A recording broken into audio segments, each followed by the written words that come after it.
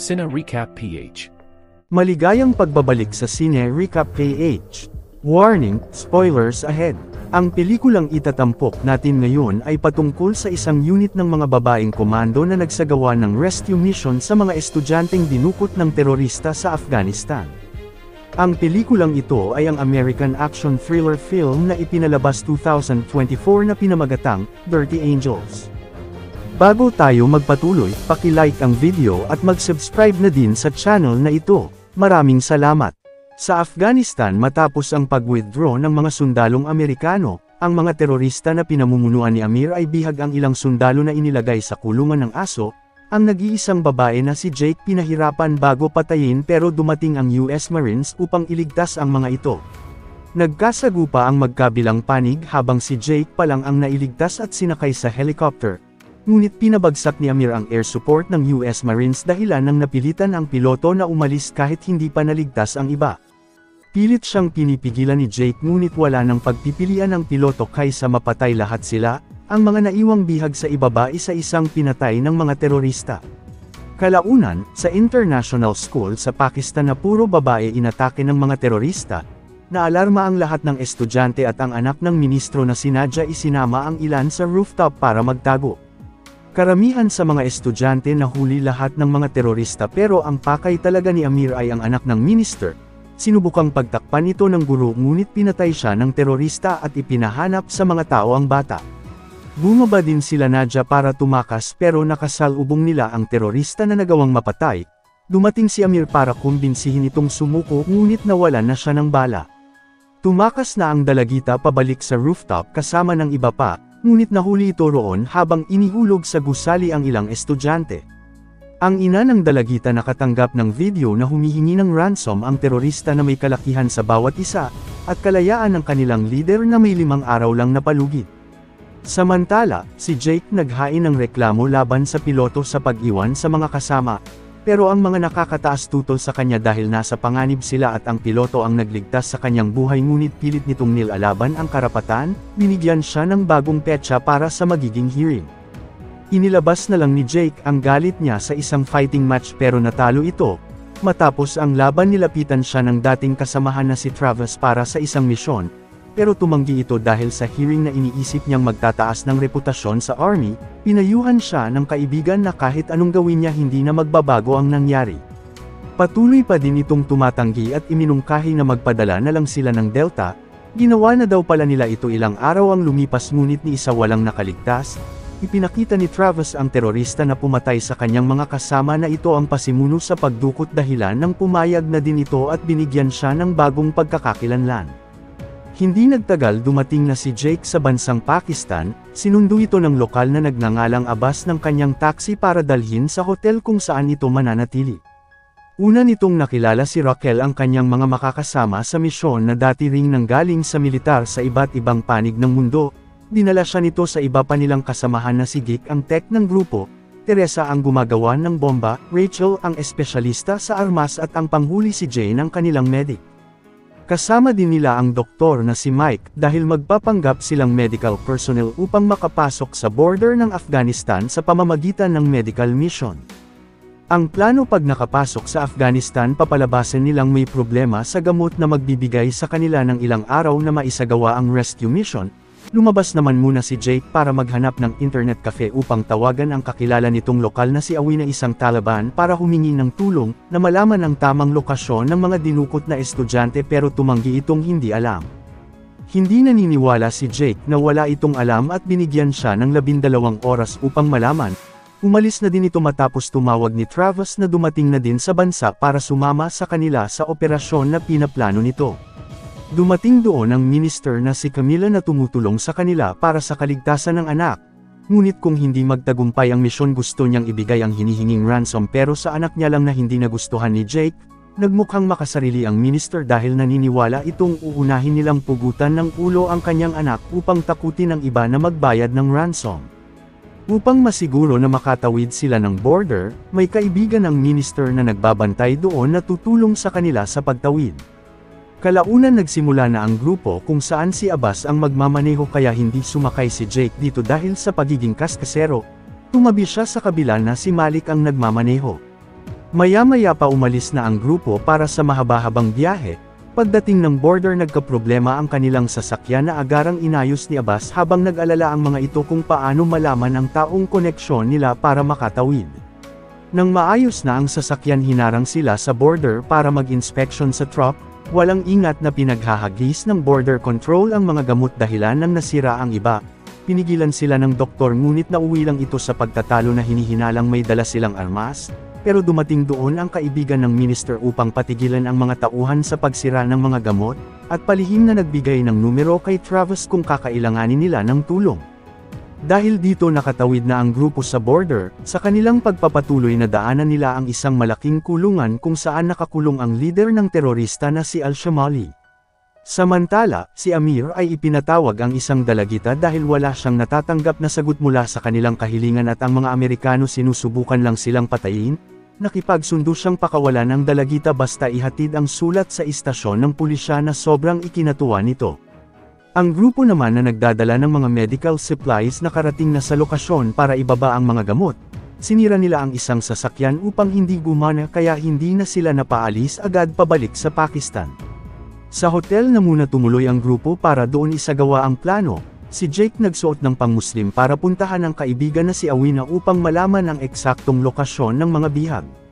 Ang pinuntahan namang lugar nila Travis para sana kumuha ng magagamit na armas ay nawala na, agara na silang bumalik ng hotel upang magplano ng panibagong hakbang. Sa istasyon ng pulisya, inihatid doon ang dalagita ng isang terorista para dalhin ang sulat na pinapagawa sa kanya kapalit ang kalayaan. Subalit nang tatanggapin na ng mga pulis biglang pinasabog ang sasakyan na pumatay ng lahat kabilang ang estudyante, habang naririnig ito ng lahat sa lakas ng pagsabog sa di kalayuan at agarang sinuri ni Malik. Pinulong naman ni Travis ang mga kasama sa nakuhang impormasyon ng mga bihag, pero dumating si Jake at pinaalam ang nalaman niyang totoong lokasyon ngunit nagdadalawang isip ang mga kasama sa sinasabi niya. Inamin nito na Taliban ang source niya ng impormasyon na iniligtas noon na muntik ng pugutan ng ulo. Naniwala na si Travis at ang source niya ang kanilang susundin, subalit wala silang magagamit na armas kaya nagplano siyang salakayin ang imbakan ng armas. Nagpasimula sila ng pagpasabog sa isang gusali upang makuha ang atensyon ng mga militante na agarang naglabasan para puntahan ang lugar. Doon na nilusob ng grupo ang natitirang bantay at pinasok ang imbakan sa pagpapanggap na kabilang sa kanila. Matagumpay na nakakuha ng magagamit na armas at sasakyan ang mga ito. Nagpalipad din sila ng drone para makita ang nasa paligid sa kanaglagay ng mga pampasabog sa daan. Nang makitang pabalik na ang Taliban agad nilang pinaghandaan ang mga ito. Pagdating nila napasabog ng grupo ang sasakyan ng lahat subalit ng paalis na may nakaligtas at tinamaan ang doktor, pinabalik ni Jake si Malik sa kabila ng pagtanggi nito dahil maaari silang mapahamak. Napilitan na si Malik na bumalik pero kinuha ng Taliban ang doktor. Tinambangan nila ito mula sa likuran ngunit nakaagaw ng pansin ang grupo dahilan nang nalaman ng Taliban na naroon pa sila. Bumalik din si Travis pero tinamaan ito. Napalaban ang grupo sa matinding bakbakan na nagawa nilang matakasan sa pagpasabog sa iniwang sasakyan, subalit nabawasan sila ng mga kasamahan matapos mapatay ni Travis at ng doktor. Wala na sila ngayong babalikan kaya pinakontak ni Jake ang numerong ibinigay sa kanila. Galit na galit naman si Raquel sa ginawa nito kaya napatay ang kanilang leader. Ipinaliwanag ni Jake na pag nalaman ng Taliban na Amerikano ang doktor hindi na sila makakalabas pa. Nang sumagot ang contact tinrace nila ang lokasyon nito matapos tumanggi, doon na sila nagpunta upang humingi ng pansamantalang pagtataguan. Wala nang nagawa ang kaibigan ng minister kundi tanggapin ang mga ito at inilibing doon ang napatay na mga kasamahan. Maya-maya pa dumating din doon ang minister matapos mabalitaan ang mga nangyari. Gusto niyang iligtas man lang sana nila ang anak bago sila tumakas gamit ang peking pera at pinaisipang mabuti. Ganun pa man, nakapagdesisyon si Jake ituloy ang misyon at may contact siya para sa kanilang pagtakas na nag-aantay lang ng kanyang tawag. Sa kuta ng terorista ipinatawag ni Amir si Buddy para sa plano niyang pakasalan ito. Tumanggi ang dalagita ngunit kung gagawin niya maililigtas niya ang mga kasamahan. Samantala, may dumating na sasakyan sa labas na agaran nilang sinalubong. Ang kaibigan pala ni Jake na si Awina ang dumating at pinaalam ang bagong impormasyon na ililipat ni Amir ang mga bihag sa bagong lokasyon pero hindi alam kung saan. Upang mapalabas ito balak nilang gamitin ang leader ng terorista bilang kapalit at ang pera. ito na lang ang meron ang grupo kaya pinatanggal ni Jake ang kanilang pagkakakilanlan bago isagawa ang plano. Kalaunan, si Al-Shamali nakatakdang ilabas sa kulungan para ilipat, kinuha ng grupo ang pagkakataon upang tambangan ng convoy para makuha ang bilanggo. Ngunit may isang bus ang paparating na makakasira sa kanilang plano kaya binunggu ito ni Raquel subalit naipit siya sa sasakyan. Dumating na din ang convoy na matagumpay nilang napigilan at nakuha ang pakay na bilanggo ngunit paparating na ang backup sa lugar, agarang pinuntahan ni Jake si Raquel para iligtas subalit hindi ito makuha mula sa pagkakaipit at pinili na nitong magpaiwan doon upang hindi sila mahuli lahat. Nang paalis na tinamaan si Abbas sa likuran na ikinamatay nito, nagawa nilang makatakas pero may nagsakripisyo ng buhay para sa kanila upang hindi matunton ang kanilang lokasyon. Galit na galit si Jake at ibinaling nito kay Al-Shamali ang pagkamatay ng mga kasama, ngunit ang ikinagulat niya nang malaman si Awina pala ang traidor sa kanila at patungo na doon ngayon ang grupo ni Amir. Di nagtagal dumating na ang mga ito sa lugar, natagpuan ni Amir ang kanilang leader kasama ang pera na hindi nila alam na peke, buti na lang may inilagay si Jake na tracker sa loob ng bag upang masundan ito.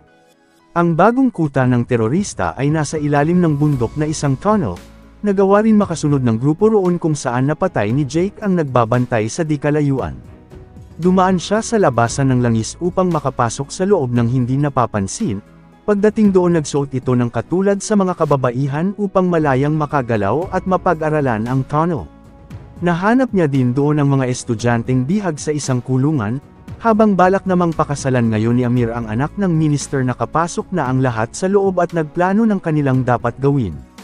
Hindi nagustuhan ni Amir ang kanilang kasal, pinatay niya ang kanilang leader sa galit habang naghanda na ang lahat sa gagawing pagsalakay. Nalaman din ni Amir na peke ang pera at may natagpo ang telepono sa loob, nang malamang hindi ito kay Awina galit na galit siyang wala na silang nakuhang pera na sundan pa sila. Ang grupo napasok na ang kulungan bago pa maalarma ang mga terorista, isa sa kanilang kasamahan ng muntikan ng nahuli pero pinasabog nito ang inilagay niyang bomba sa paligid. Doon na napalaban ang mga ito sa napakadaming terorista habang iniligtas nila Jake ang mga estudyante, isinakay sa elevator pababa at nagpaiwan siya roon upang harapin si Amir. Nahirapan siya dito dahil may kahusayan ang terorista sa pakikipaglaban, isa-isa namang tinamaan ang kanyang mga kasama na nakikipagbakbakan sa napakaraming kalaban. Pero may inilagay na pampasabog si Malik kaya nagawa nitong mapigilan ang iba. Nakatakas na ngayon ang mga estudyante at nakasakay na ng sasakyan ngunit si Jake patuloy pa ding nahihirapan sa leader ng terorista. Mauuna na sanang lalabas ang iba subalit ayaw gumana ng sasakyan, dumating pa doon ang mas maraming kalaban na sinusubukan nilang pigilan na makalapit. Nahihirapan man si Jake, nagawa niya ding makabawi at gamit ang itak ni Amir na patay niya din ito sa wakas habang naiipit ang mga kasama sa dami ng kalaban. Nang makasunod si Jake sinubukan niya pang tulungan ang kasama ngunit naiipit ito roon, nagpaiwan na ito kaya napilitan na silang tumakas hanggang sa marating ang helicopter na nag-aantay sa kanila para sumakay ang lahat. Pero hindi sumama si Jake sa helicopter, hindi na rin sumakay si Malik upang samahan ito at nagpatakbo na ang dalawa ng sasakyan. Dito na nagtatapos ang ating kwento, sana nagustuhan nyo. I-like ang video at mag-subscribe na din sa channel na ito. Maraming salamat sa panunood, hanggang sa muli. Paalam!